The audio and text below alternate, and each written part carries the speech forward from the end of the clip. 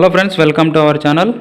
6th class Telugu సంబంధించినటువంటి పాఠాల పేరు మరియు కవుల గురించి మరియు ప్రక్రియలు అడగడానికి అవకాశం ఉంటుంది. కాబట్టి ఇవి ఎన్నిసార్లు చదివినా గుర్తుండవు. కాబట్టి చిన్న కోడ్ రూపంలో మనము నేర్చేసుకుందాం. అందులో ఫస్ట్ లెసన్ వచ్చేసి అభినందన. మరి కవి ఎవరంటే శేషం లక్ష్మీనారాయణాచార్య. ఇది గేయ ప్రక్రియకు సంబంధించినది.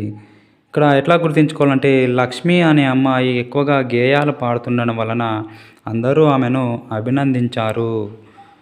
లక్ష్మి అనే అమ్మాయి ఎక్కువగా గేయాలు పాడటం వలన అందరూ అభినందిస్తున్నారు అని అట్లా గుర్తుంచుకోండి. నెక్స్ట్ రెండవ లెసను స్నేహబంధం. కవి ఎవరంటే చిన్నయ సూరి. ఇది కథ అనే ప్రక్రియకు సంబంధించినది. మనకు చిన్న వయసులోనే స్నేహానికి ఎక్కువగా బంధం ఉండేది. మరి చిన్న వయసులోనే ఎక్కువగా మనము కథలు వింటాము. నెక్స్ట్ మూడవ లెసను వర్షం. కవి ఎవరంటే పల్లా దుర్గయ్య. ఇది ఖండకావ్యం అనే ప్రక్రియకు సంబంధించినది. మరి వర్షంలో దుర్గయ్య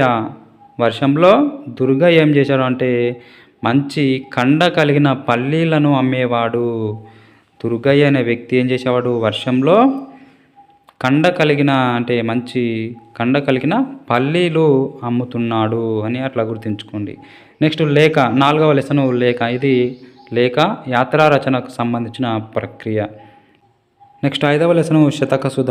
మరి ఇక్కడ శతక కవులు చాలామంది ఉన్నారు. ఇది శతకం అనే ప్రక్రియకు సంబంధించినది. నెక్స్ట్ ఆరవ లెసను పోతన బాల్యం.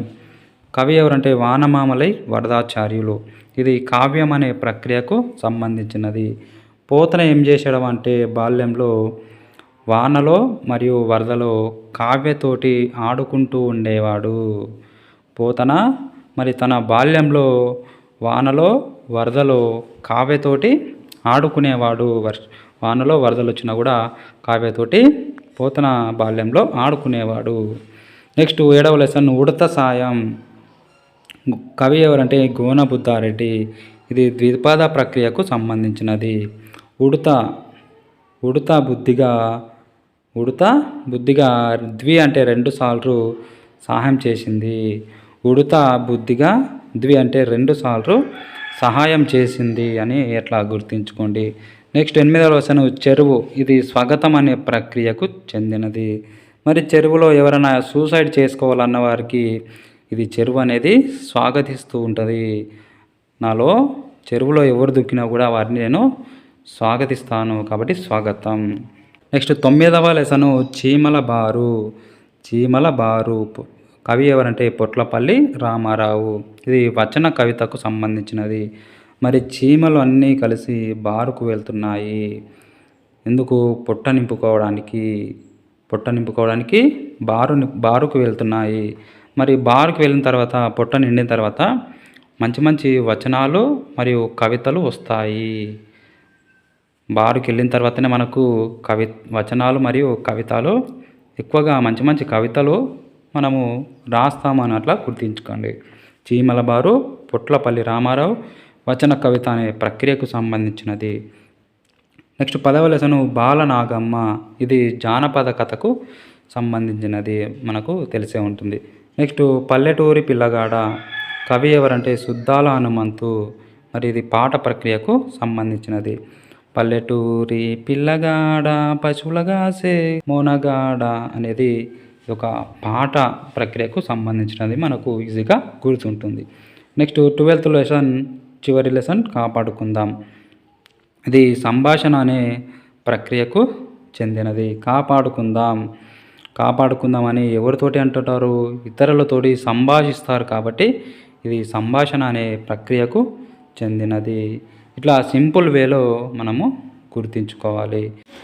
ఒకసారి మళ్ళీ చూసుకుందాం. లక్ష్మి అనే అమ్మాయి గేయాలు ఎక్కువగా పాడడం వలన అందరూ అభినందించారు.